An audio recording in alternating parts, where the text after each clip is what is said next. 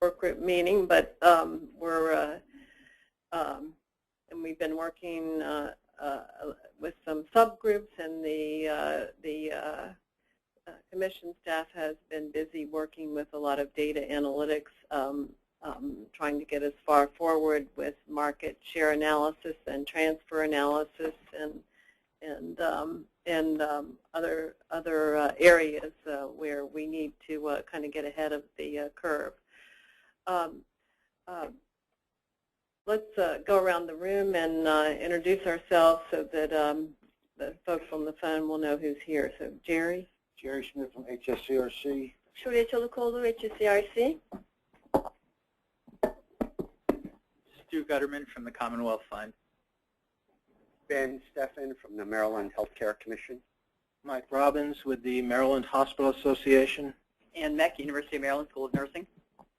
Dan Shattuck here for Barbara Marks, Mercado & Associates. Kristen Puleo with Aventis Healthcare. Michelle Mann with Frederick Regional Health System. Alan England, HSCRC. Pete Forks, HSCRC. And on the phone we have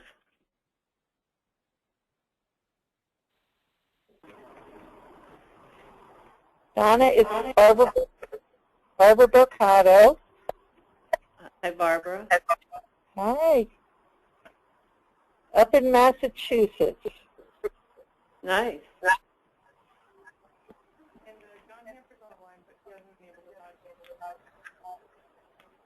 John, we understand you haven't enabled your audio, so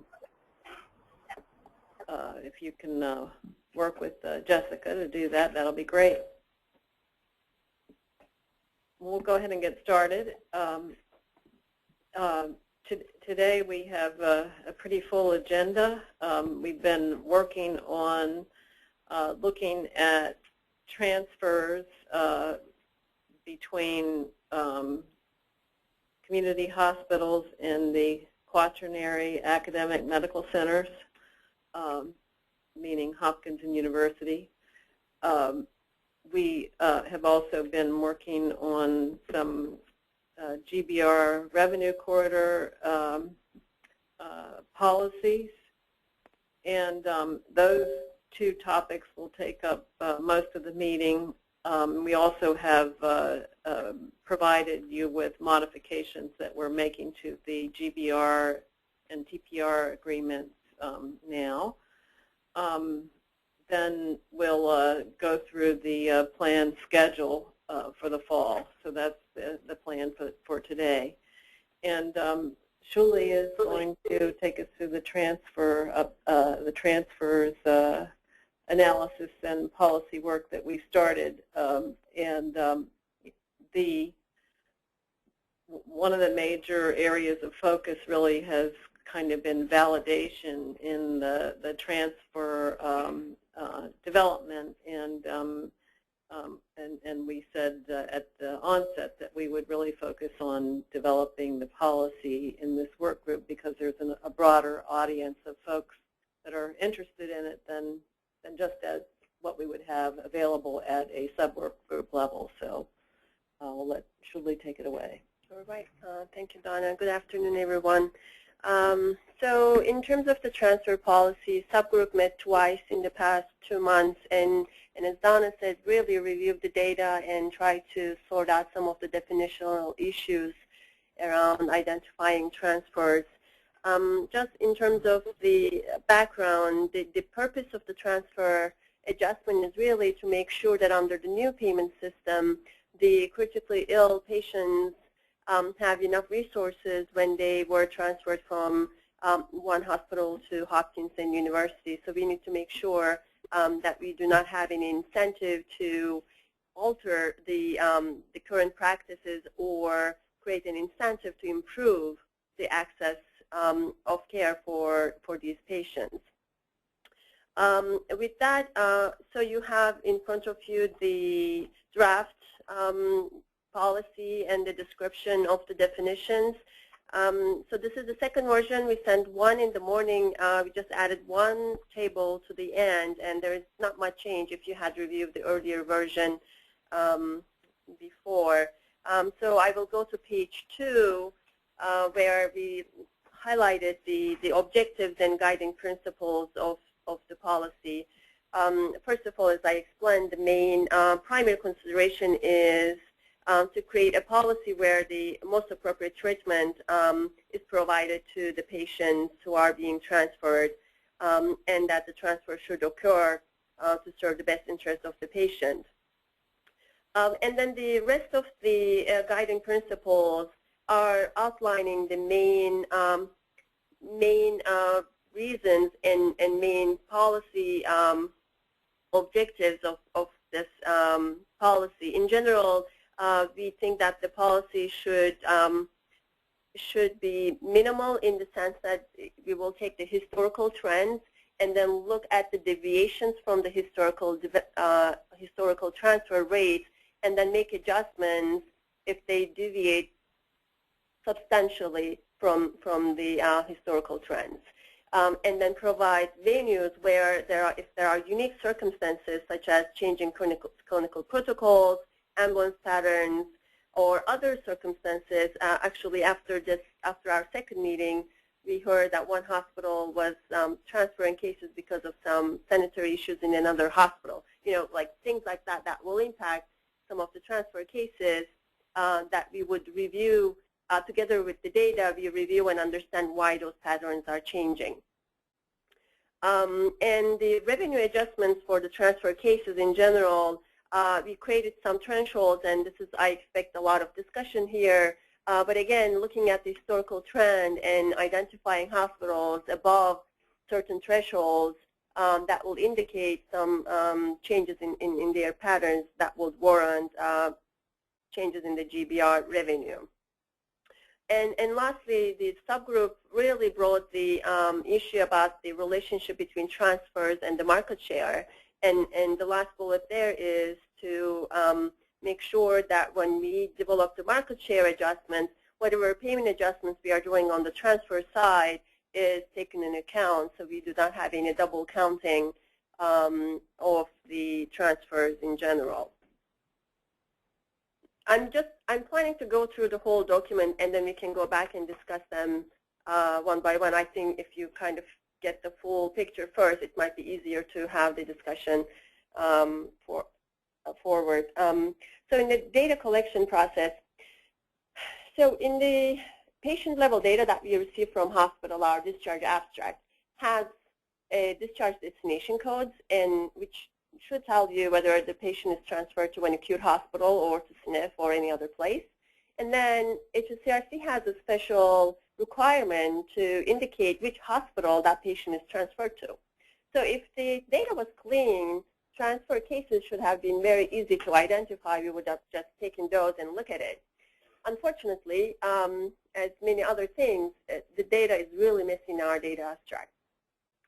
What we did is we took the current patient IDs and then linked the records, and then looked at the patients who were admitted in one hospital and the next admission is within the same day in Hopkins or University. So without looking at any of those codes, we identified those cases as same-day transfers. Obviously, some of those cases could be readmissions, but in general, our expectation was majority of them would be transfers to Hopkins and University.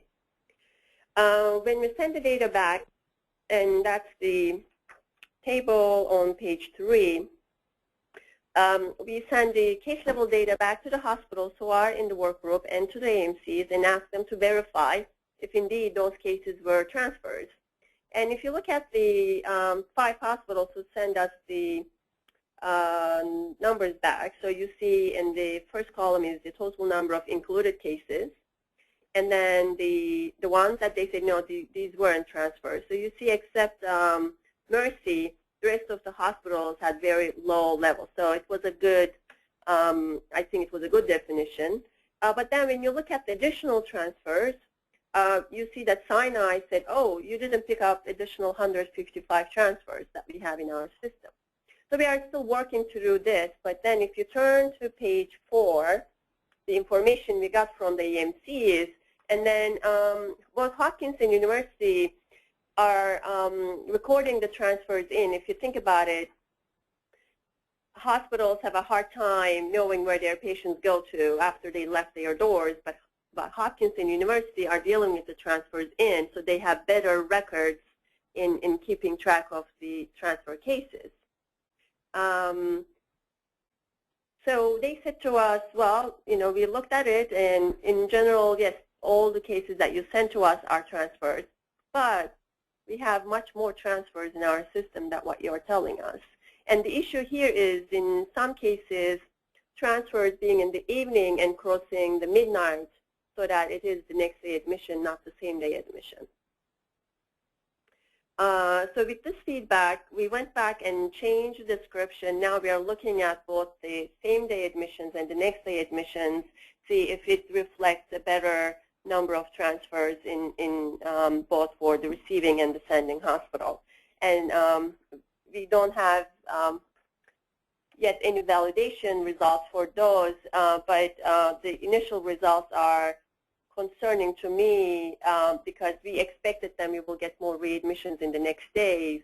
But even with the university results, it's not that easy to be able to detect the transfers even with the university's own records.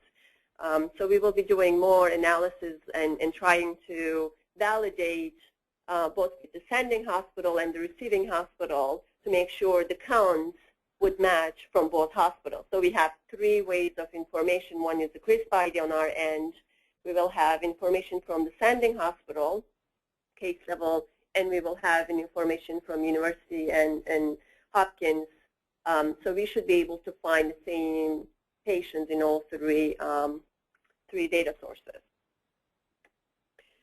And in addition, when we define the transfers, our data systems are usually designed to track the transfers from inpatient to an inpatient. And with looking at the data, it is important to capture the ED transfers from ED to AMC's inpatients.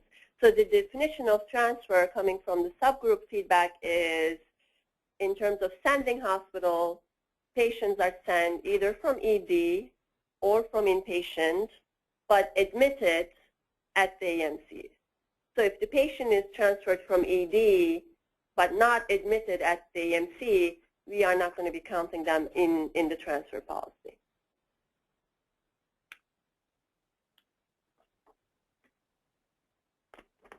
So then the next issue in terms of definitions is on page 4, the transfer case exclusions.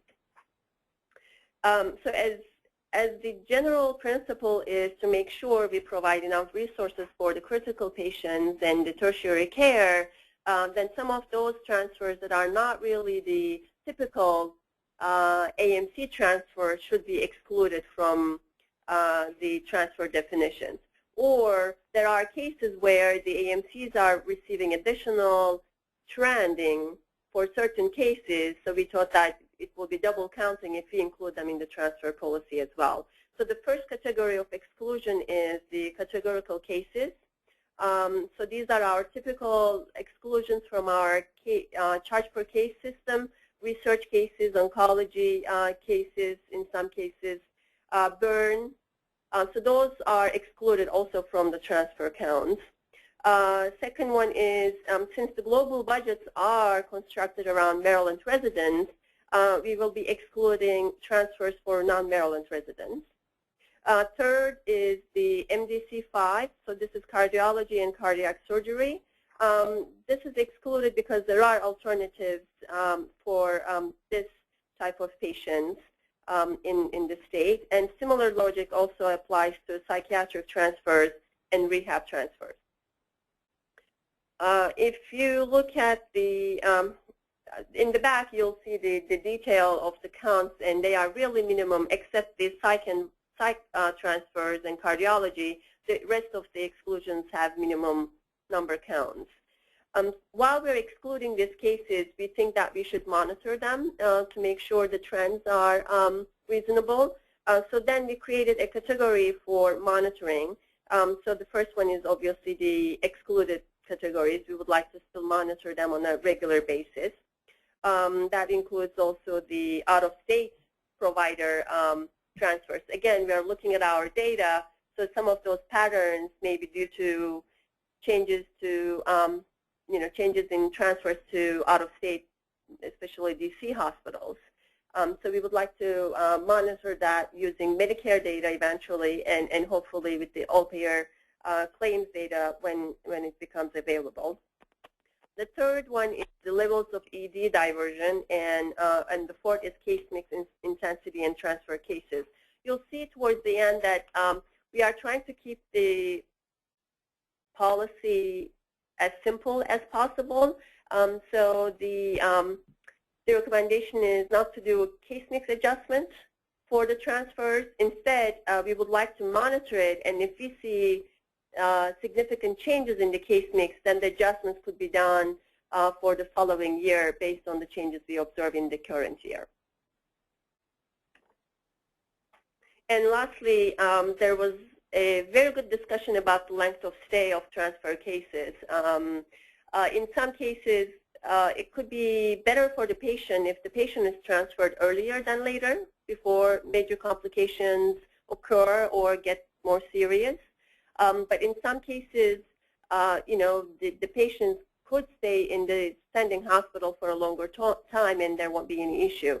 So we will be monitoring the length of stay of the transfer cases both in the standing hospital and in the AMCs, with the idea that that might give us some indications and measurements for the outcomes. So you would expect that if the transfer policy is working efficiently, then the patient would be discharged sooner at the AMCs, getting a better care, and there will be less complications in the sending hospitals. So those were the kind of the definitions of and things that we discuss in the subgroup to monitor. Then the payment policy, the adjustments, we separated them into two categories because one is about AMCs receiving additional funding for increases or decreases in transfers, and the other is about changing the global budgets for the sending hospitals. So during the discussions, it occurred to us that it is probably better to keep them separate, but link somehow that the system, it stays as a revenue neutral adjustment. So for the AMC transfer adjustments, what we are proposing is to do it on a quarterly basis and look at the increases or decreases in transfers, net of population adjustment, and using an average adjusted cost to make the adjustments to their budget. So you'll see in the table, I try to show the kind of the math. So we are starting with the price update, so it has to be inflated for the price update, and we are using 50% variable cost factor. So, and the subgroup discussed whether we should have a single price, regardless of where the patient is coming from, or different prices. And the decision, it wasn't a consensus, there is still some disagreement, but looking at the trends, you see the transfers from ED, average charge is $24,000 versus transfers from inpatient, average charge is $46,000. So this is kind of a reflection of the case mix differences between ED and inpatient transfers in general. So by at least keeping this, we may allow some case mix adjustment here, and then it may make sense to have different prices. On the other hand, from the policy perspective, if you transfer the patient from ED, the potential adjustment to your revenue is much smaller than if you transfer the patient from inpatient. So it's creating a financial difference using two different costs for these transfers. So the average cost estimate then is, if you take the ED for $24,000, since this is the base year, they get inflation adjustment for the next year. So we make sure that we adjust the average price based on that inflation, plus we take the 50% variable cost factor, so it's in line with our payment policy for non-global revenues. So the base period cost for a transfer case from ED is then becomes $12,000, and for inpatient it becomes $23,000. And then for the AMCs, what we will be looking at is number of transfers in their base period compared to the current period, and then anything above 0.7%, which is our population adjustment, would be added or subtracted from their GBR revenues on a quarterly basis. Yep. I just have a quick question about the average charge of the transfer case. Is that the whole patient, so before and after the transfer, or just after the transfer occurs to the AMC? Good question. Yeah, it's the AMC charges, just receiving.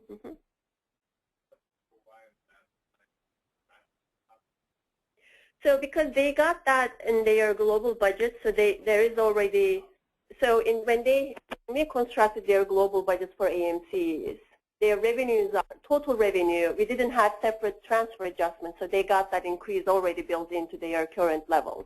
So this policy is if transfers increases more than what is billed, then we are providing them extra revenues to make sure they have the revenues to take care of the patients. And conversely, if they decrease, the adjustment will be done on the opposite side.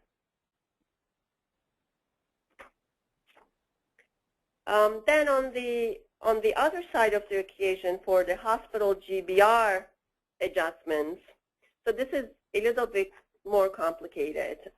What we are proposing here is, in general, an annual adjustment. And what if there is no, and then we have a statewide threshold, which is set to 5%. So in a scenario where annually our transfers did not increase more than 5%, we will be looking at hospitals who had a transfer increase more than 10%, so outliers, and then make adjustments based on the average cost.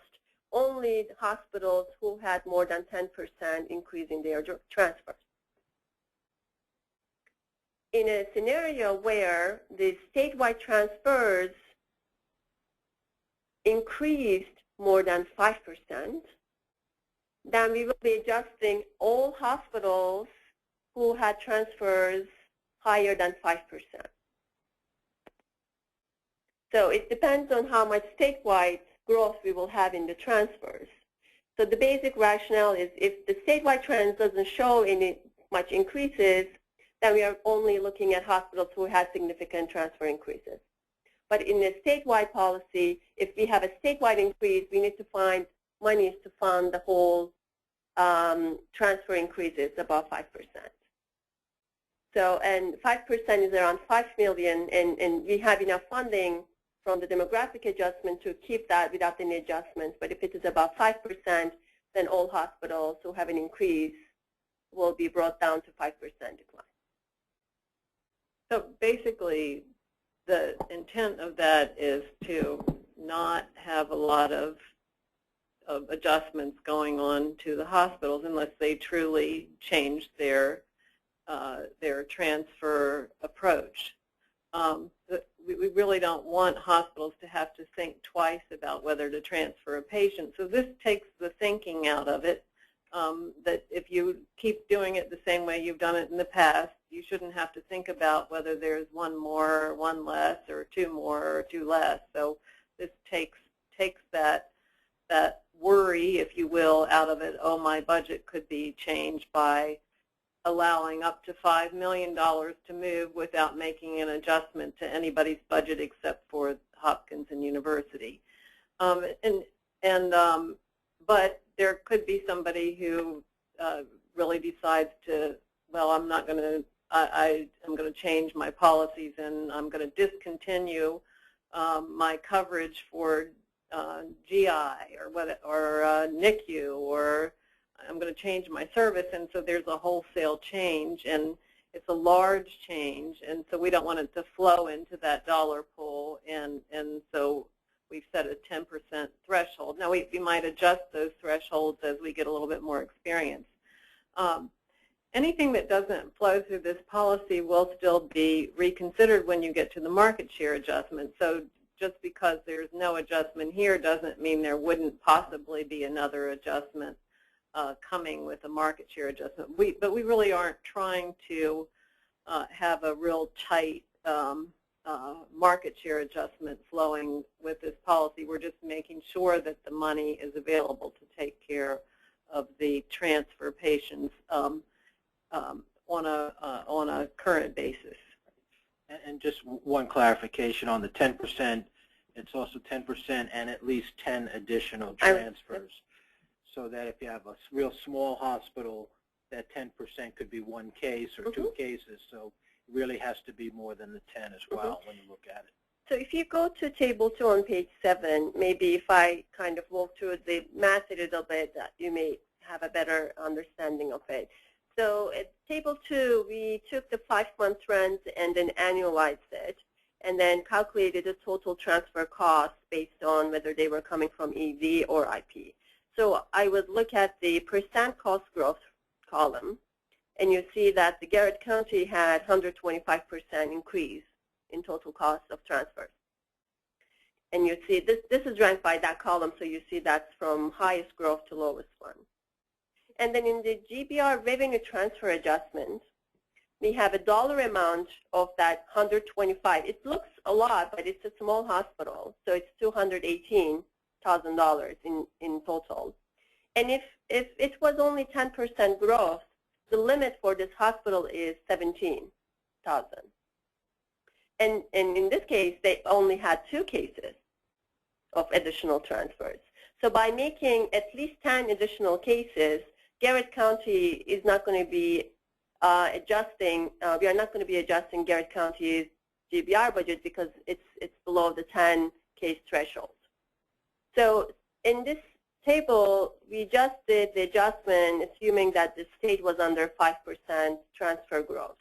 So all the hospitals that had more than 10% cost growth and 10 or more cases will have adjustments to their global budget.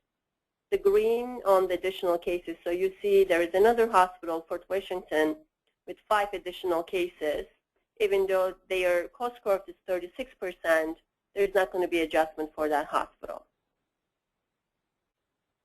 At least not through this process. It could still be one in the market share calculation later on. But And just to clarify, there's going to be no adjustments to the hospitals absence of less than 10 cases for hospitals that transfer to other than University and Hopkins, like severe hand trauma to Union, which is appropriate to send it there. A hospital is not going to suffer if they send multiple cases to Union, which is not one of your academic medical centers. Correct. I understand the state line is very high. There's a negative 1.5.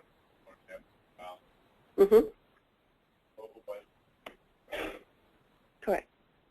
So since your microphone was off, I would repeat it one more time. So the question was, for St. Mary's, you see that the additional growth is 1.6 million in transfers, and they have 53 transfer cases, additional cases, and the total GBR adjustment for this hospital would be 1.4 million to get them to the 10% level. And if you look at their numbers, they've almost doubled the number of transfer cases. So so that's a pretty significant change. I mean, that's not like a random event. Something happened in terms of service delivery, in terms of what they're providing. Something has happened that's caused a material change. It's not a small change.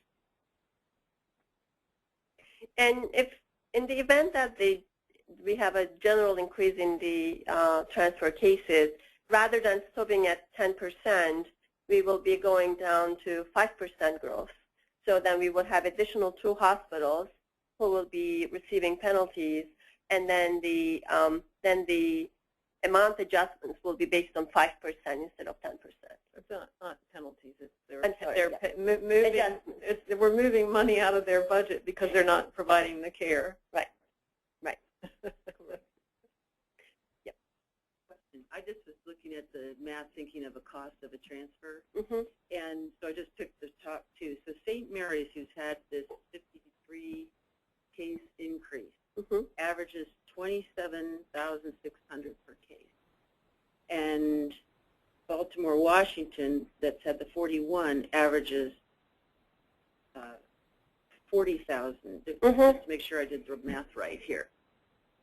Is it the expectation? I'm just wondering if that makes sense, that there would be such a differential of cost per case in the way the penalty was applied. So it's not a, yeah, so let's, that was my slip. It's not a penalty. It's an adjustment, and it's basically looking at the cost of each transfer, right? This is the cost of each transfer in the EMCs. The reason why you're seeing that difference is because we're applying different costs for transfers from ED versus inpatient. So it's actually a standard cost for each hospital. It's not the actual cost of their transfers. It's a standard cost. So if it's from the ED, it's an ED standard rate. If it's an inpatient, it's an inpatient standard rate. And is the threshold adjustment, has that been applied by the 50% yet over here at the right-hand side? This suggests that the cases that Baltimore, Washington transferred, more of them were from the inpatient setting to the academics than the ED. That's really what the difference would be in that calculation. So then the incentive would be to transfer out of your ED and not in your inpatient setting. And is that a good thing? I'm just opening that up. If you don't think you can handle the patient, that sounds like a great idea to me. I don't know. I mean, you'd have to be making that decision at that point in time that you can't handle the patient. If you don't think you can handle them, the sooner you get them to someplace that can handle them, the better off that patient is. So, that's really the concept. And that's true, but I'm looking at the other flip side of that is that then you clog up your ED with people that are waiting to be transferred, and the ED ends up going on some type of a yellow alert and hospital diversion because you're backed up in your ED waiting for beds. That happens now when you're trying to get psychiatric beds.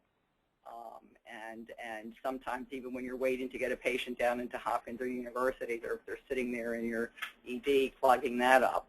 Quite honestly, our hospitals don't have them waiting in the ED, an observation bed, and a bed, an observation bed is a bed, and as long as they're not there for more than 2 days, they can classify them just about however the doctor says they should classify them. Yeah, I guess it's just the hospitals have to answer as to where is that bed located and what the staffing demand draw from your ED. Yeah, I don't know anyway, that is any different from what's occurring historically in terms of the challenges of managing that transfer population. Just that there are increases here that we need to make sure are adequately recognized in the global budget process.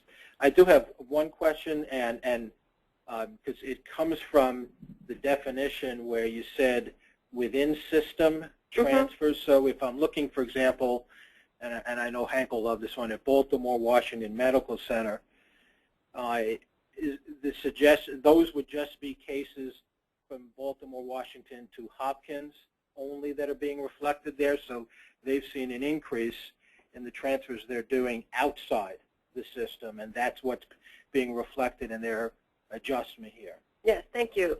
So I skipped that exclusion. So we are not counting any transfers if they are within the system.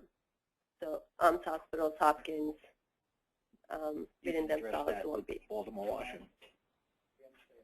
Yeah, I think in part we understand and gone to school for 20 years on these transfers, and the capabilities of some hospitals by the inability to have 24/7 coverage in the ICUs causes to transfers. And we've been exploring, and we have the electronic ICU monitoring capability, and we're looking to see if we can keep some of these cases at their home hospital if they're appropriate by providing that electronic 24/7 monitoring. Thank you. Okay, I just have to beat this one more time. Because if we go down to Calvert now, Calvert per case is $16,600, and I guess we're getting that because we're taking the case and if you look at Calvert, I see, lowering it for the variable cost factor. Right, but also look at the culvert, 89 from ED, and now they have 144 from ED. And then for the inpatient, they really have no changes, 58 to 60. So that additional 58 for culvert is very different than additional 53 from St. Mary's. Okay, so I understand the methodology. I just was looking at it from Average cost, yeah. Right, because I don't know that that's really picking up the complexity of the cases that are being shipped.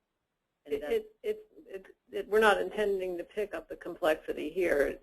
It will get re-examined in looking at the market share. So if the only ones that, so let's say that the hospital said, oh, I'm not going to treat any ventilator patients anymore. They're $250,000 a piece. When we get around to market share, we'll see, oh, the hospital decided not to treat ventilator patients anymore, so is that going to result in a market share adjustment? But here, it's not going to be priced out at $250,000 a patient. It's at $20-some thousand a patient. So we'll pick it up on the back end. And maybe we can do this more in the subgroup, but again, just coming back to that, you talked in the papers about monitoring CMI. But I think maybe that's one thing to argue for Hank here a second. But that might be one thing that the academics would be looking at, because we're kind of basing this on a historical perspective and standard. We can adjust their global budget on an annual basis for changes in the CMI that we see. We just don't want to adjust the sending hospitals budgets based on CMIs because we don't want to create any barriers to transfers at this, at this early stage of getting the model working. We don't want somebody to think, oh, geez, if I send this ventilator patient, it might cost me $250,000. We don't want that thought process to enter anybody's head when they're thinking about whether to transfer a patient. We want them to go. If they need to go, we want them to go. Michelle, what we're counting on is that the law of large numbers and averages for the 1 year that these transfers may start growing or whatever happens to them will be close enough. Now, if after the first year we realize that, wow, everybody transferred their ventilators, I suspect long before the end of the year we'll be talking to this group that everybody sent us their $250,000 ventilator cases. But I think in terms of trying to get something to work, we're starting out here, and simple is always helpful, just so long as it doesn't cause any inadvertent consequence. And I've said this before, I'll say it again, if we observe patterns in the middle of the year and the hospital decided not to take care of its own ventilator patients anymore and it's a big budget item, we will not hesitate to adjust the global budget of the sending hospital in the middle of the year. So, that's just kind of a basic part of the global budget agreement, and the TPR agreement says, if you change your patterns, we can come in and change your budget. So if it's a big change, it's already something that we have the ability to do under the budget. Rest assured, the academics will be watching. Waving the flag. All right. Yeah, and this may be part of a separate subgroup discussion, but when we talk about the kinds of reporting that hospitals should be required to do under the GBR contracts, we could raise or at least underline this issue that they should be identifying as soon as possible whenever those kinds of changes in protocols are occurring, so that there's an early identification of something that will have a significant impact, at least on this adjustment. Taking a step back from the patient and the hospital for a minute to the system. So the threshold adjustments add up to about $5.5 million. Can you tell me what, under this scenario, the upward adjustment for the academic medical centers would total to? Right now it shows negative. If you look at at the end of the table 2, the total there is a decline in transfer, so there is no additional payments to AMCs according to this table currently. Shuli said it's revenue neutral, but it's not revenue neutral. So the inbound and outbound payments are disconnected.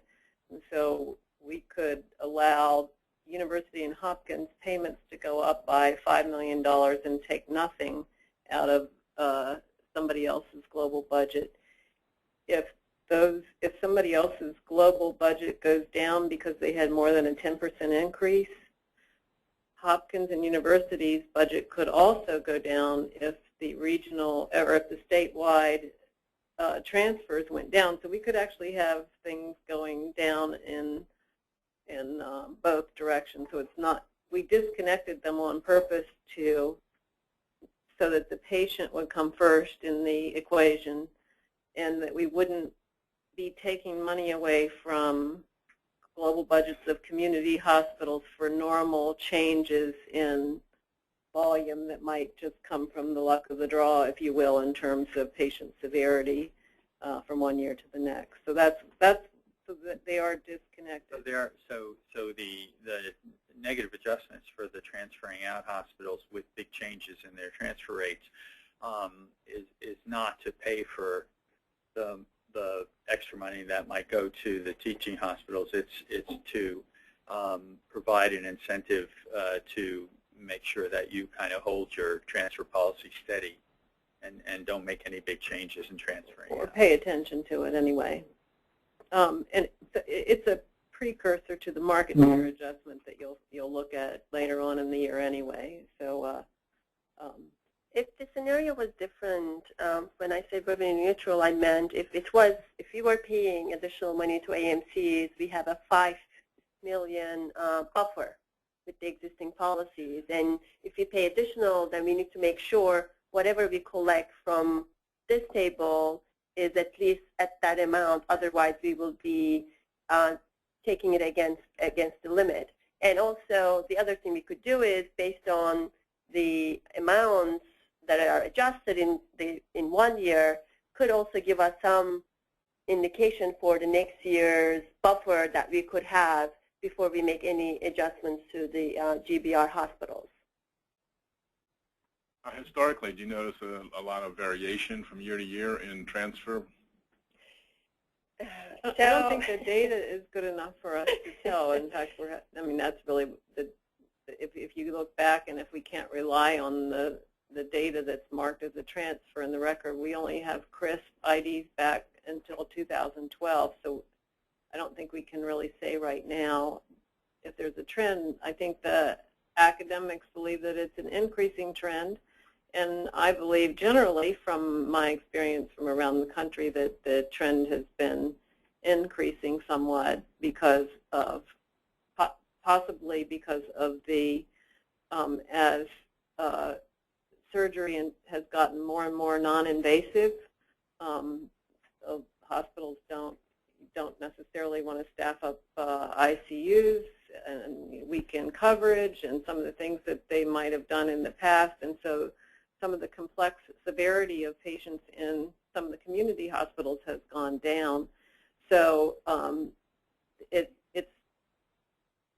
less expensive and possibly higher quality to transfer a patient out instead of staffing up an ICU for the weekend. I would say, I can only speak about Maryland, the last 15 years, if I had to guess, it has been consistent growth of transfers with our internal data of 5 to 10% per year.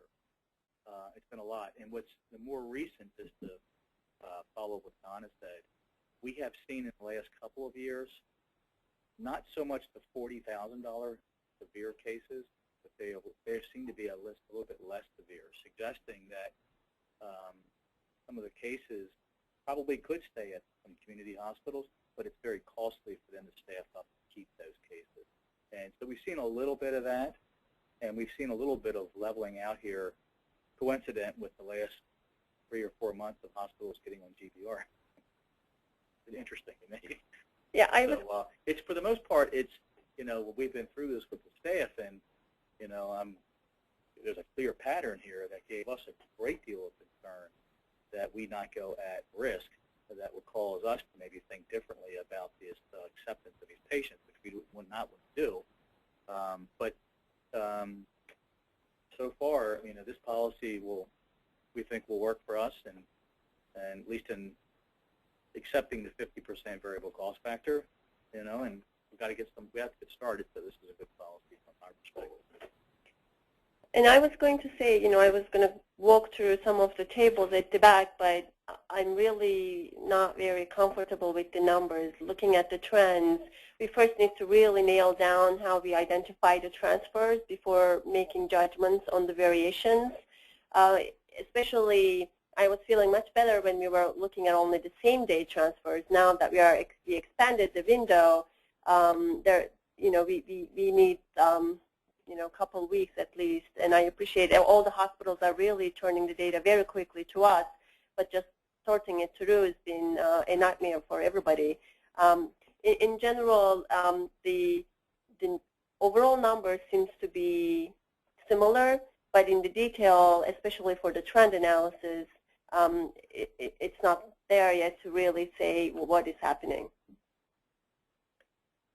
So I have a quick question. So now that you're looking at transfers that could occur day 1, day 2, are you taking that into consideration as we look at readmissions too? Because I think with the inter-hospital readmission count, we're counting, we could be potentially counting what you're counting as a transfer as also as a readmission, if that's occurring. Right. So luckily, I am involved in the readmission count, so I'm very familiar with the transfer definition there.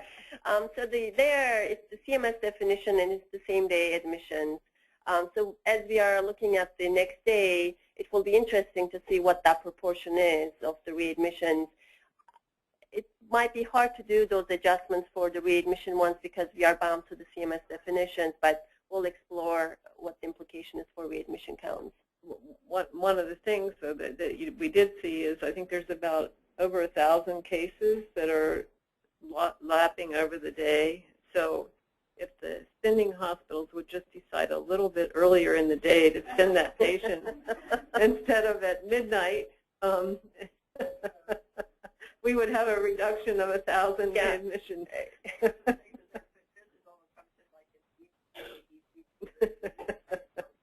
But I was surprised that it was 1,000 cases that were lapping over the midnight count. So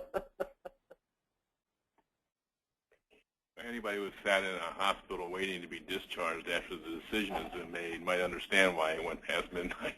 Yep.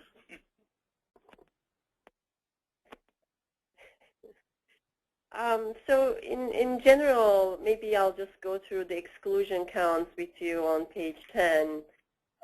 So when you count the admissions occurring within same or next day, and here I provided the non-AMC as well, and for non-AMC, some of them could be transfers, but most likely they are the readmissions, or AMC sending patients back to these community hospitals. So in general, what we are excluding is some of you may laugh at the same hospital exclusion.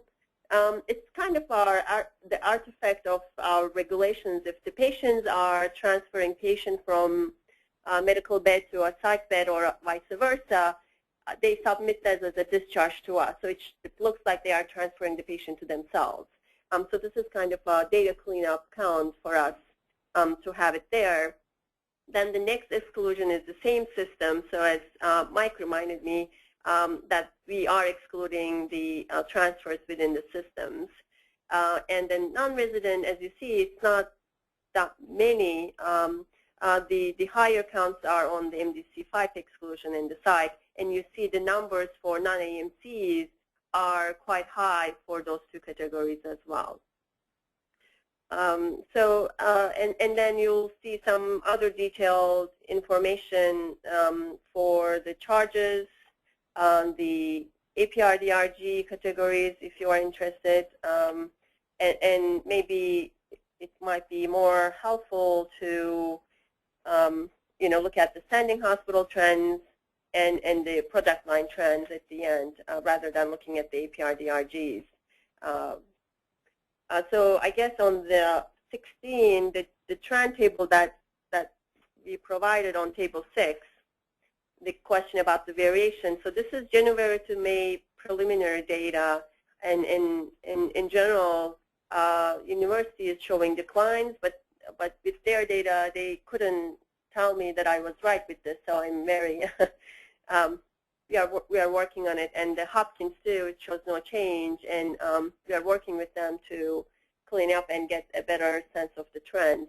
When I did this analysis looking at the earlier portion before January for the 6-month period, we were seeing an increase of transfers. So it could be a data issue with the January data, or it could be a change in the trend that we need to look more carefully to finalize the policy. Which brings me the timelines for the policy change. We think that we need to nail down the definitions and clean up the data before we can have a measurement and adjustment. So originally, for the GBI hospitals, these adjustments will be done for next July, looking at the performance during the year. But obviously, if we can settle the numbers and put the monitoring in place, we can do a retrospective adjustments to it. So right now, if we can get the cleanup done, our measurement period is going to be from July to December. So July of this year to December, 6-month period, compared to July and December of 13. And the adjustment is going to be done in July of 15. However, you know, we'll see. I think we'll have better understanding in a couple of weeks, see where we are, and see if we need more time to look at the data and clean up, and we'll adjust the measurement periods accordingly. The information on 16, is that with the same day, or was that the expanded? Expanded. Okay, 48-hour, 2 days. Yes, if you see, it might be my error typo. If you see same day in any of those tables, it's same and next day. All the tables are updated. To know, yep. Because it doesn't say one way or the other. Yep. Then it means it's got the 2 days in it. Yep.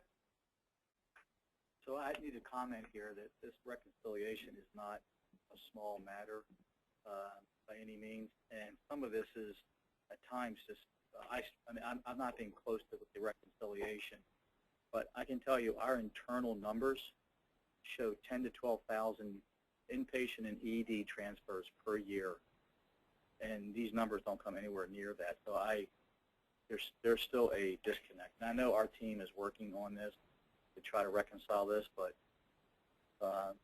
these numbers don't have that same feel as what is a huge source. It's basically 30% of all the admissions to our academic center. So if you look at on page 10, the 10,000 number is close to without any exclusions. So I think when you do the exclusions, we are getting closer. But in general, it's been challenging to be able to reconcile. But now that we have the CRISP ID and your data, I think we have the tools. We need time and resources to be able to reconcile those numbers. Some of these exclusions are because there's other competitors in the market, but they've never been a source of receiving these patients. Well, these are, I mean, 6,000, I think, you know, 6,000 are the same system. I mean, so some of them are coming from your own system, and so. So your numbers, when you say exclusions, you are including it. Oh, I didn't realize that. So if we're looking at 8,200 patients here so it's not 3,000 versus 11,000. Yeah, I didn't know you were counting the internal as an exclusion for purposes of this reconciliation. Right. We are trying to reconcile the bottom one, the 3,015 for MIMS. But when you are looking at your transfers, you are looking at the 8,000 and 2,500 on the top without any adjustments to it. But even with the 3,000, we can't, we couldn't reconcile so far, so we are working towards getting that done. I understand that there is some challenge in applying some of these exclusions on the AMC side. Okay, thanks. I mean, we started on this some time ago, so this isn't our first crack at it before, while we were meeting with the academic hospitals on their global budgets. And so when we first looked at it, some of the cases that were showing up in the transfers at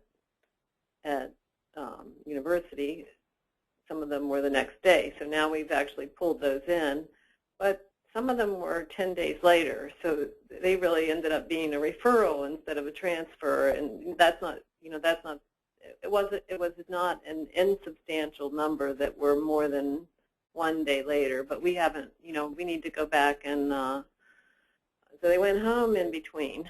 So there's some of that. And then the other thing is this is the first chance that we're really going to kick the tires on the CRISP IDs too, and make sure that we've kicked the tires hard to make sure if there's any gaps in the CRISP IDs that need to be addressed, if there's any substantial gaps. I just had a quick question about the measurement period again, or clarification. So you said the base period is going to be July through December 13 versus July through December 14. And then for all the non-academics, that adjustment will be applied July 1, 2015. For the academics, though, you mentioned earlier quarterly, potentially doing quarterly adjustments. What period? Because you've got 6 months against 6 months, not 12 months. So I was wondering what period you're going to use for quarterly adjustments. So we are expecting the first adjustment would be starting in October. So that's the second quarter of the fiscal year compared to the second quarter of the previous fiscal year. Okay. And then they are going to do quarterly, and we need to make sure that, if they start increasing, if it past that 5% threshold, then we may go and do some mid-year adjustments to sending hospital if they had substantial increases. Sure. The reason why we have a 6-month gap between the measurement period ending December and adjustment July 15, it's going to take us time to get the data and make sure the calculations are done. So whatever rest starting January period is going to be, so if we had the 12th month, it's going to be calendar year comparison to calendar year applied in July. Okay.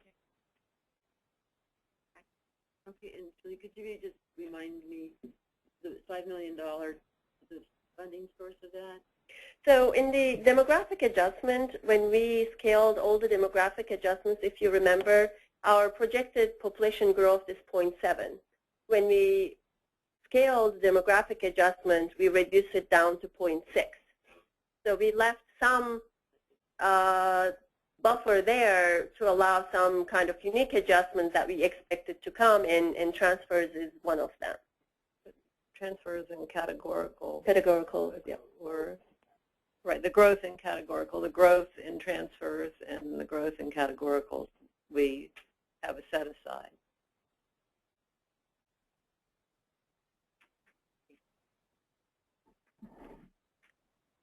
And if we don't use it, Mike will be back to talk to us about it. I want to be in on that conversation. Shall I, one question. Can you say anything more about I'm sure you will. Monitoring, what you're thinking about?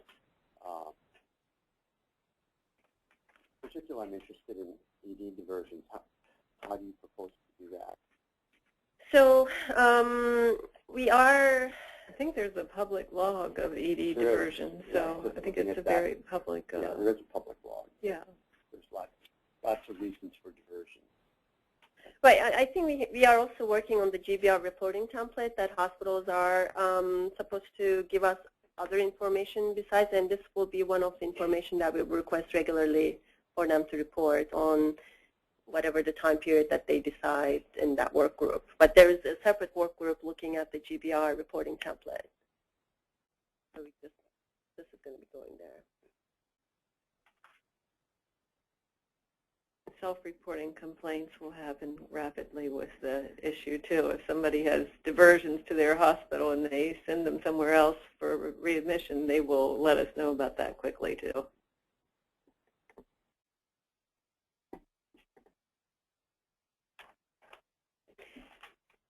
So I guess next steps on this one, if you have any questions or comments for the document, please feel free to send them to me. We probably will have another subgroup meeting, and any of you who are interested are welcome to join that as well. We haven't scheduled it. It depends. I think I need some more time to see what the data is going. You know, we may give you an update in the next payment workgroup model in September with the final results. All right.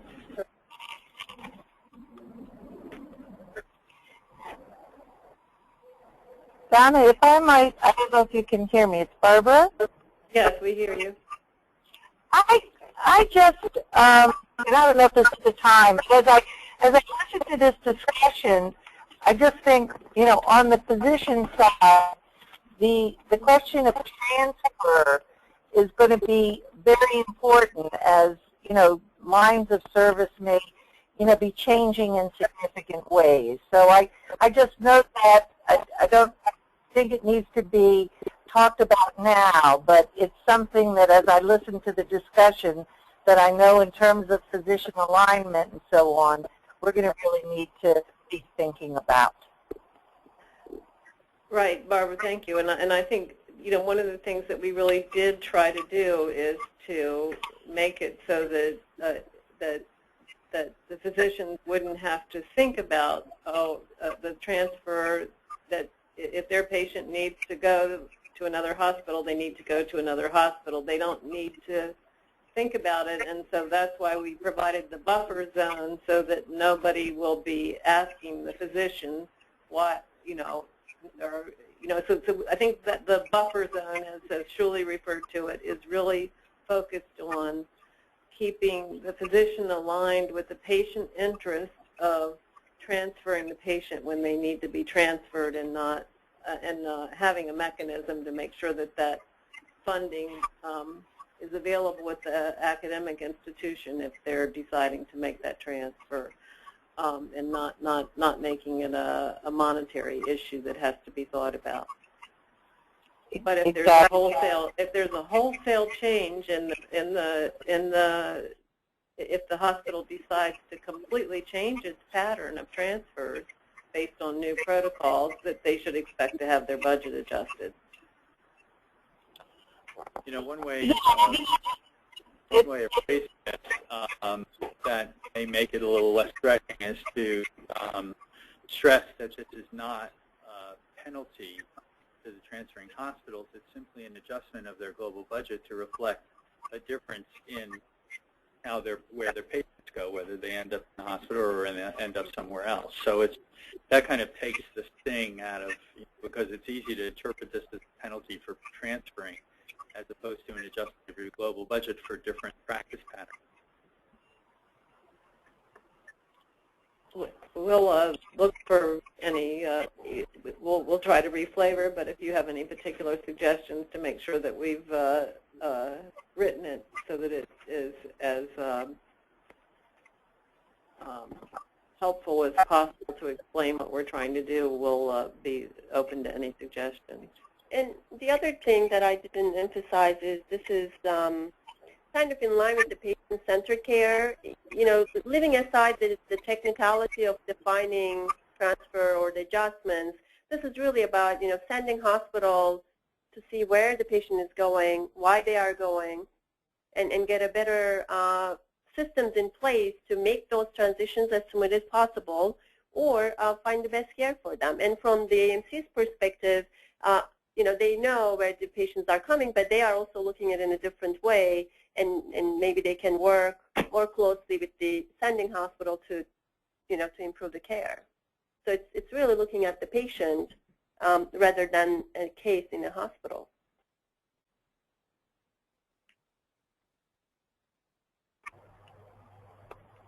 Well, and thank you, and I know that I don't want to delay this, but I know I'll get back in touch when I get back in town, and would love to come to, the upcoming meeting, or just be able to think about this more. Thank you. Thanks, Barbara. Okay. So we are going to move on to the next topic, which is charge corridors within the total patient revenue and global budget revenue agreements. And as we left the end of the payment work group earlier, I was going to say last year, but it seems like we completed a year in 6 months, doesn't it? So as we left the end of that process, we had an open question about corridors in the global budget contracts, both the TPR contracts and the Gbr agreements. There is a corridor, so if a hospital reduces its volumes by 10%, up to a 10% reduction, it can raise its charges to recover its global budget.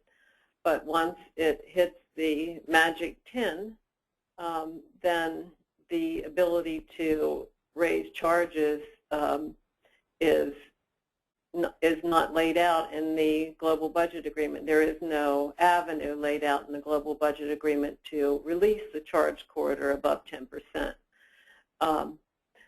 So a number of hospitals as well as payers raised the issue to say, well, we really wouldn't want hospitals to stop focusing on better patient care that reduces avoidable utilization by keeping charge corridor tightly in place, even at a 10% level. So as we were in the process of developing a number of policies in terms of being able to monitor shift from hospitals to unregulated sites, in terms of market share adjustments and transfer adjustments. But in the meantime, in the current year period, we want to have a clear approach in place to be able to release corridors, while at the same time to examine some of the reasons for volume adjustment. So if what we want to be able to do is, if we find that a hospital's volumes have fallen by more than 10%, we want to be able to release the charge corridor if, after excluding any volumes that fell because of market share adjustments or market shifts or shifts to unregulated settings, or shifts of severe patients or other things that might cause volumes to go down that aren't really a result of a care improvement initiative. Or a temporary staffing issue. So if the hospital loses a doctor and they don't treat the patients, then we really don't want to allow them to charge beyond a 10% corridor to recover the revenues from services they don't provide. On the other hand, if they're making investments to improve care and they're putting in diabetes programs and better primary care interventions, et cetera, and so forth, that are leading to volume declines, we want them to have the funds to continue those better care initiatives that are resulting in those avoidable volume declines. So what we have done in this document is to outline a process to allow us to release corridors while assuring that we understand what the source of the volume decline is. So specifically on page 4 of the document, we have outlined outline things that we would not want to allow release of corridor to cover, and those are a market share decline, shifts of services to unregulated settings, transfers to other hospitals, service closures or temporary closures, risk avoidance, meaning, let's send our high-risk cases somewhere else. And also the next area is, and if those areas that I just went through aren't clear, now how we calculate them might not be clear, but if they're not clear, let me know if you want an explanation. The next area, which is more difficult at this point in time, is efficiency outliers. So what do we mean by efficiency outliers? Well, if the decline is so extreme that the remaining cost per service is so high that it is an extreme outlier, or then we may not want to allow the charge increase to the extent that would have become extreme. And the example that I'll use for extreme, just so that you'll have some idea of what of an extreme, even though we need to define extreme going forward. In one of the, I think in McCrady's hospital case, they lost so much volume that their charge per case was going to be above university's charge per case, even though their case mix index was probably, well below 1. So that's an extreme. That was an extremely high rate. An OB preventive visit was going to be $900. So those are extremely high rates, and so we want to make sure that when we're releasing the corridor, that the rates aren't extremely high at the other end of the equation. So that's a subjective approach that we'll have to continue to develop. We're in the process of creating a ROC now that will help us a little bit look for extreme outliers.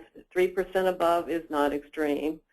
20% above, starting to get closer to the zone. 50% above might be, we haven't really settled in on what does extreme mean, but that is an area that we need to spend some more time on. And we're also interested in making sure that that reductions are resulting in cost containment and investment plans. So that's a continuing area of interest where we have some reporting sub-work groups working on the reporting for that as well. So what we're proposing to do for this year in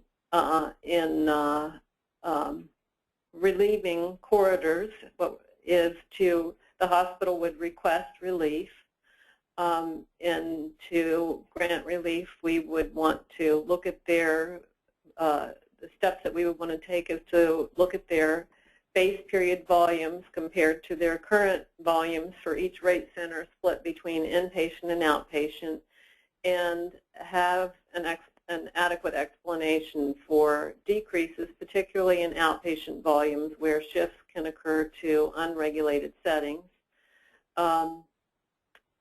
We've already worked with MHCC to detect shift in ambulatory surgery to unregulated settings. They have a full set of data of all ambulatory surgery, for example. We may want to get some updated attestation statements that are part of the contracts already to say, hey, we haven't shifted anything, we didn't shut anything down.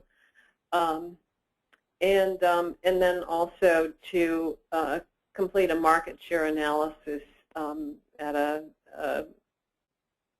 for the hospital or with the hospital to evaluate any shifts in market share that should be taken into account.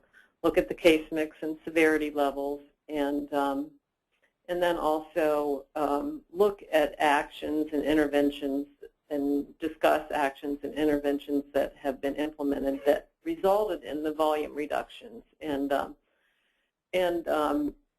We would expect to see a reduction in avoidable utilization that is driving down the utilization to the point where it's hitting a 10% level.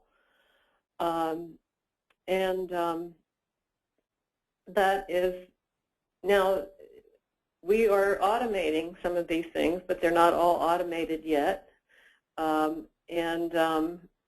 So it may take a little bit of time to conduct the review. We're proposing to allow hospitals temporary relief during the review period so that they don't have to wait until after the review is completed to charge in accordance with what they would believe they would be entitled to at the end of a review. So that's kind of the process that we've outlined to focus on this year. As we create more tools, we can make more of the process automated. But that is the process that we've outlined in this document, and we wanted to open that up for comments. Today and beyond today, we summer scheduling just got our subgroup together yesterday. So this is a turnaround from yesterday with comments from yesterday incorporated already. But we're looking for your thoughts and comments today. When you mentioned that you'll give somebody temporary relief pending review, and if the review doesn't come out favorable to the hospital, do they then have to return that money? Well, so basically, if it's not favorable, that means that we found that they had a market share decline,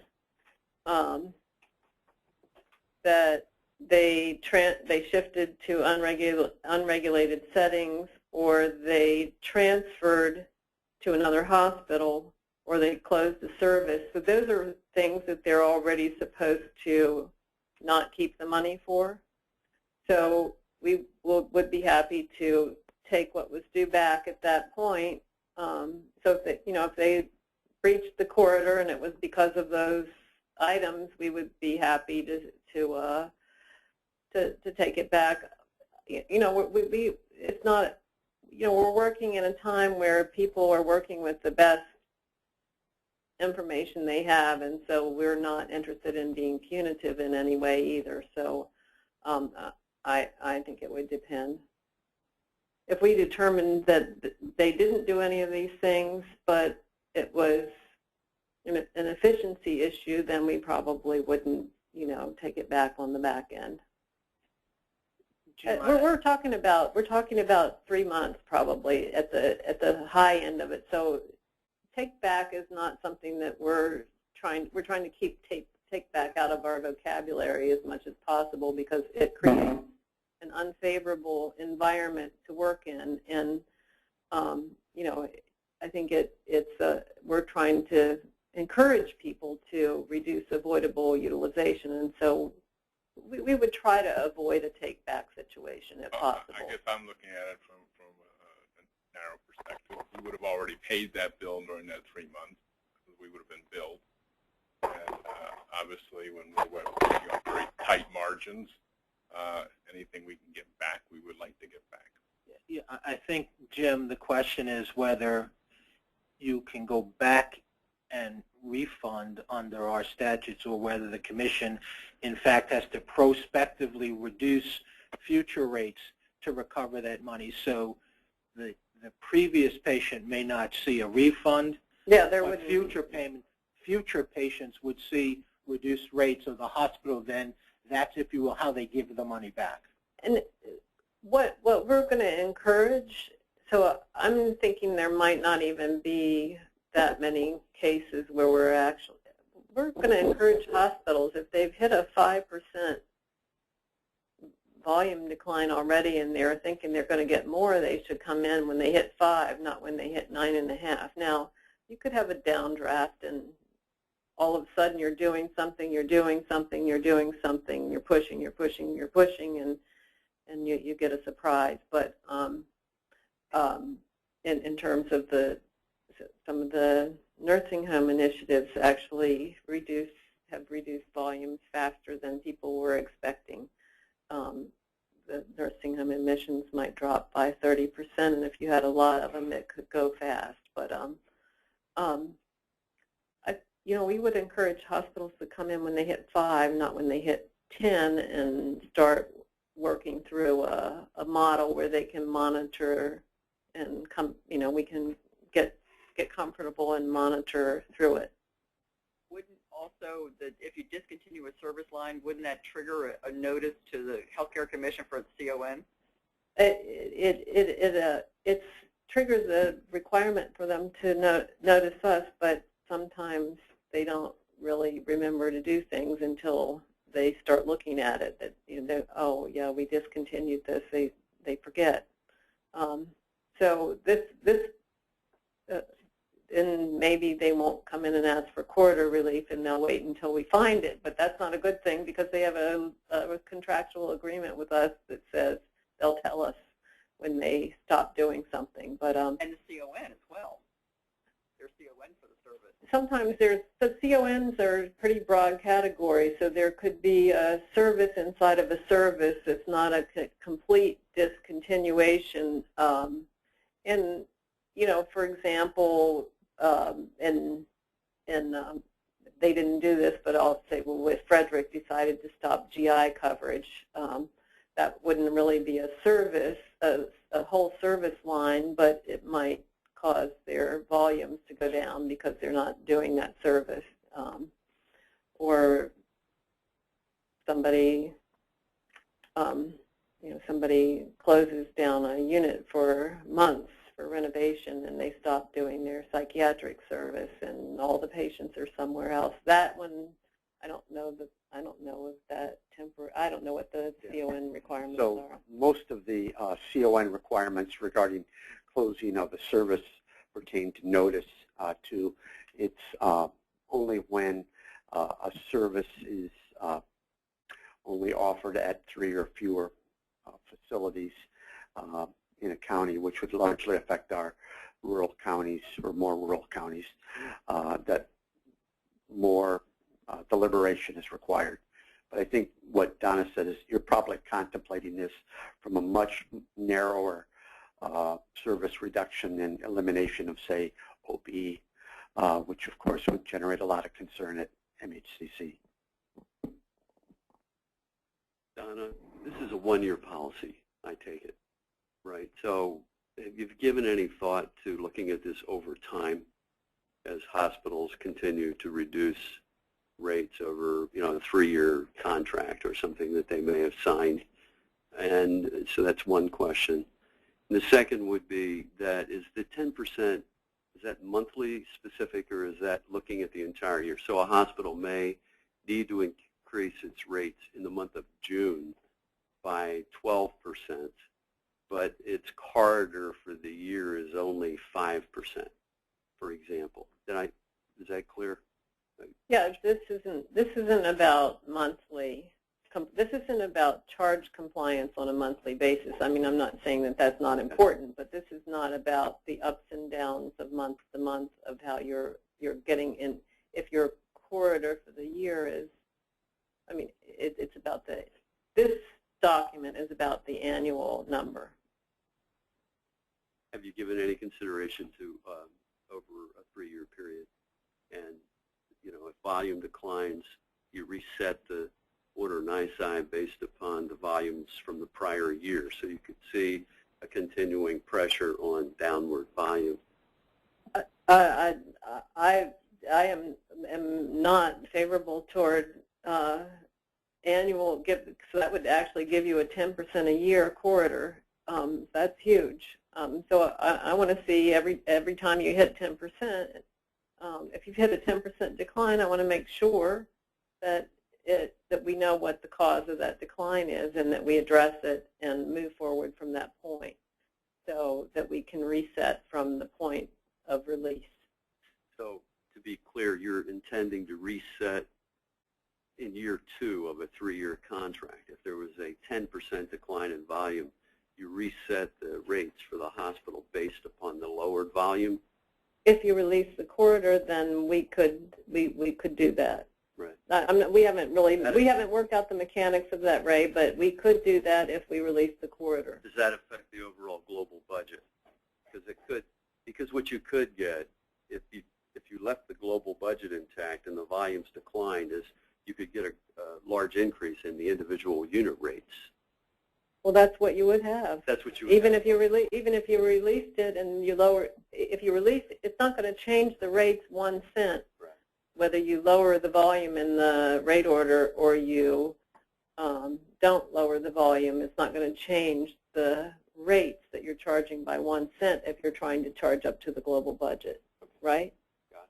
Because if you're trying to raise $100 off of 10 units, it's going to be $10, whether it says 12 in the rate order or 9 in the rate order, it's still going to be $10 a unit, right? If you're trying to get $100 out. So it's not, what we put in the rate order in terms of volumes isn't so important. What is more important is whether it gets characterized as a charge corridor issue. Okay. So basically the policy issue is that we do not want to constrain hospitals from making good investments to improve care that reduces volume for when patients are healthier and are able to avoid hospitalization unless it causes them to have extremely inefficient rates. And there's a trade-off there.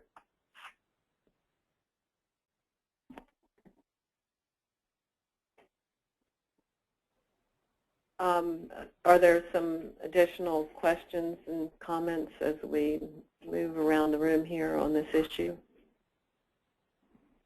I just wanted to John, this is John. Can you hear me? Yes, John. Okay, let me just say that, our position has always been that hospitals should have the ability to adjust their unit rates in an effort to get their full revenue associated with volume, efficiency reductions. And we think this paper really hits all of our points. So I think you did a good job on this, and I think, we reasonably support the way it's laid out, identifying, the exceptions like the market share, the shifts, the transfers. So I think this is reasonable, and CareFirst would support it. Thank you, John. Michelle? Michelle, I wanted to clarify that the 5 to 10% rate. Are you thinking of any particular style of implementing that or monitoring that? If someone needs to come in and make a change of greater than 5%, is it up to 10% automatically, or is it going to be something in between? I think Ellen's been granting them up to 10% automatically as long as we understand the reason. And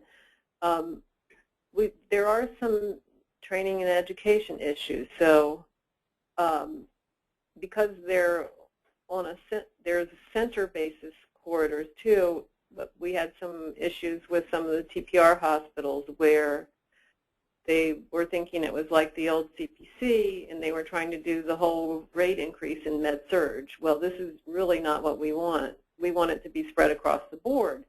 So there is an education process that Ellen goes through with everybody who asks for corridor relief to make sure that they first of all, that they're spreading their adjustments across all the corridors.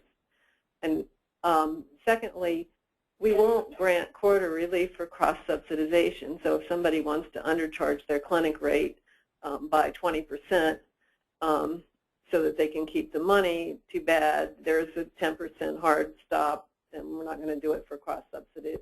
So there could be some folks who are coming in on individual corridors but that's really not what this policy is not about. Individual quarters. It's about when you can't charge up to your total global budget. So, so that's really. I think Ellen's been pretty consistently allowing people up to 10 as long as they've had the fireside chat about well, what are you doing with your underages? Are you spreading them evenly? And so this all speaks to volume and volume decline. What are we using as the definition of volume? Units on the rate order and but not revenue. Center, so it's correct. It's not by rate center. It's going to be some trigger of admissions. What it's every single rate center times the base period units. But I mean the base period. Let's say you have a % decline in one particular area. Let's say it's outpatient surgery or something, and it's going down by 10%, 15%, let's say. Well, you're supposed to spread that variance across all centers, not across that one center. Okay, I was just looking at the trigger of volume. It's over hospital-wide. It's hospital-wide. If the hospital's volume falls by more than 10%, the provision limits the ability, and so that 10% decline, I just was wondering, what are we measuring it on? It's overall volumes. So. You mean overall units? Overall volume times revenue. So it's revenue-weighted volumes. Okay. So what you're pointing out is that we need to explain that clause a little bit better in here to make it clear. Yes. Because it has been confusing. So. Just so we understand that. And then so that's a lot of volume decline. It's a big volume decline. No, I really just was more as a team member here trying to add definition to it. And then the other point, just kind of a cautionary note, is the discussions here on, I guess it's at the bottom of page 4, where we're talking about evaluating measures on cost containment and looking at things like supply costs per adjusted discharge and labor costs. I have been searching high and low for a good substitute for adjusted discharges that fairly speaks to what's going on in a hospital. So I'm looking forward to whatever that work group comes up with. When you are in a declining volume, you can have significant cost savings that aren't reflected in the way these calculations work. So you can move the dot quite a lot, and the cost per on an adjusted discharge just because of that calculation in the way we've moved so much from inpatient to outpatient with observation, and a lot of that is, at least during these transition periods, it has been difficult. I don't know if the other hospitals have had this issue. I was seeing that the adjusted discharges really wasn't a good measure because it actually over-allowed on the FTE side. It left too many FTEs in play. It just depends on fixed variable concepts. So I guess maybe we could reword that. I mean, basically, we just want to make sure that expenses are actually going down. If volumes drop 10%, we would really want to make sure the hospital's actually reducing its expenses, because if they don't change their expense level at all, at the end, it's an issue that needs to be contended with. But it had some of that, and you can take significant expenses out and not move the dot, reasonably so, on a cost per calculation. So you can be doing a good job of getting expenses out. Let's just make it a conversational issue and not a calculation issue in any great detail. So we'll get rid of the second half of that sentence. The healthcare industry needs to find a better metric. Is the point. And I searched high and low, so maybe the other groups have figured out how to do it. Especially when we're doing this, we're in a transitional state. The historical numbers are less meaningful. There's going to be a lag, and et cetera and so forth, between when the volumes drop and when the costs get reorganized. So, Donna, and by the way, when we find this, please call me right away, because I've been looking for decades. these calculations. But Don, I want to highlight something here. I share your concern that we have to make sure cost is coming out. I mean, that is job one. Getting rid of workload, not getting rid of the cost is not a good thing. But at the same time, we need to find a way to recognize how, in the aggregate, spending may not have gone down as much as we would anticipate. Because in one arena, it needs to come down, say in the nursing units, for example, when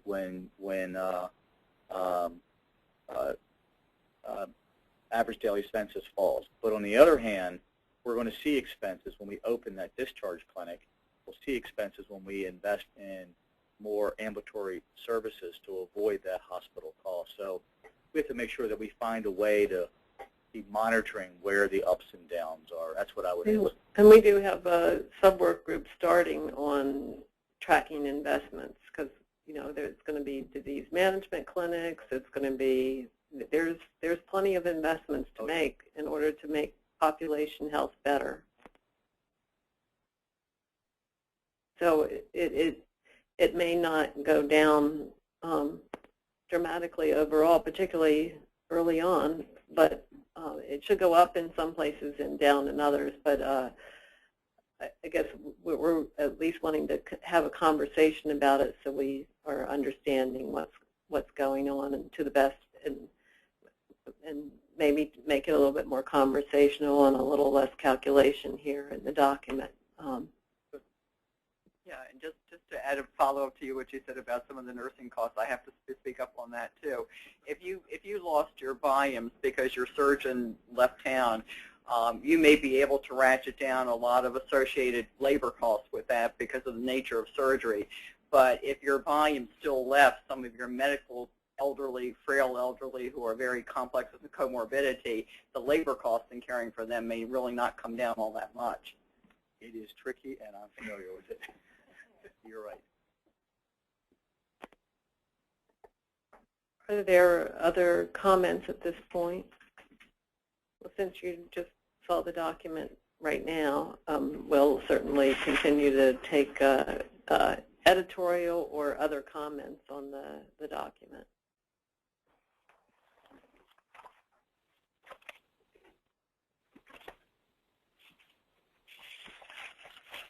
The next agenda item, and this is one that we're actually not planning to spend a lot of time on. It's more of just kind of getting the documents out. But we have drafted amendments to the GBR and TPR agreements for two items. One is to change the general and overall compliance corridors, and then the second is to put in a mid-year target. And this was actually an item that was mentioned at the end of the session that we were going to do this. So this is just the execution of what we said we were going to do, and it's been drafted in, I think, exactly the same way we said we were going to do it in terms of the corridors, of changing the corridor on the GBR from 0.5% and putting in a tiered corridor for overcharges and undercharges that that was outlined in the previous document, and now is committed here to an agreement addendum that we're sending out to the hospitals with their global revenue updates, and adding a new section on a December 31 target. The December 31 target does not have penalties attached to it, but if you overcharge your December 31 target, we'll be glad to add penalties to your agreement for the following time frame. So we don't want to add a lot more complexity by putting mid-year compliance calculations that but we want each hospital to know what its mid-year target is and to make sure that they're coming in under it. So I don't know if there are questions or comments about this. This is consistent with what we said we were going to do. And again, you will have an opportunity each for hospitals one at a time to make comments through our signature process, but I just wanted to get that out there. The next agenda item is really to kind of look at the payment models work group plan through the end of the calendar year. And you should have a page in front of you. Or actually, before we start that, I'm looking at my agenda here. I wanted to make sure if there are any public comments that we offer the opportunity for any questions or public comments before we move to the next agenda item. Seeing none. Looking at the timeline for meetings from this point forward. So what you can see on this agenda is that we're, and Jessica helped me out on this, is September 10 our commission meeting date, or is that our next work group date? Okay, so that just wanted to clarify that. So we're planning to update the commission on where we are with these items as just an informational update to the commission in September. Then at our September 25 meeting, and that is a date change. Wait a minute.